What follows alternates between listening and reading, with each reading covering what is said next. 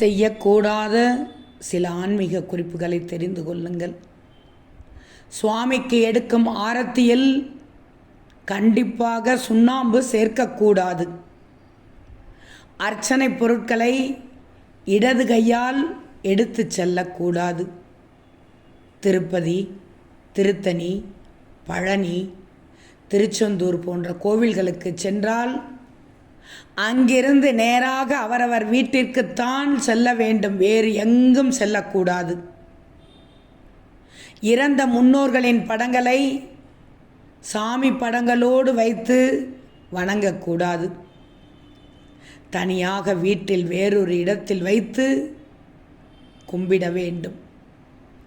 கோவிலிலிருந்து வீட்டிற்கு வந்ததும் சிறிது நேரம் கழித்து கை கால்கள் கழுவலாம், ஆனால் குளிக்கக்கூடாது.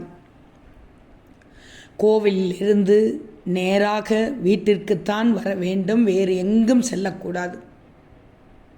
கோவிலிலிருந்து வீட்டிற்கு வந்ததும் சிறிது நேரம் உட்கார வேண்டும். உட்கார்ந்து விட்டுத்தான் சிறிது நேரம் கழித்து கைகால் கழுவணும். கண்டிப்பாக குளிக்கக்கூடாது.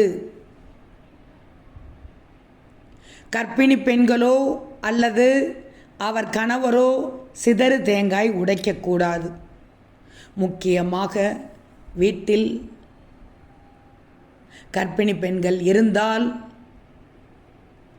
எந்த கோவிலிலும் சென்று அர்ச்சனை செய்யவும் கூடாது. தேங்காய் பூ பழம் அர்ச்சனை செய்யக்கூடாது. வீட்டில் உள்ளவர்கள் வேண்டுதல் படி அந்த நேரத்தில் கர்ப்பிணி பெண்கள் இருக்கும் நேரத்தில் தலையில் முடி எடுக்கவோ பூமுடி கொடுக்கவோ கூடாது. புல்லாங்குழல் ஊதும் தனி கிருஷ்ணன் படம், விக்கிரகம், காலண்டர் ஆகியவற்றில் வீட்டில் வைக்கக்கூடாது. கண்ணன் மட்டும் இருக்கும் படம்தான் வைத்திருக்க வேண்டும்.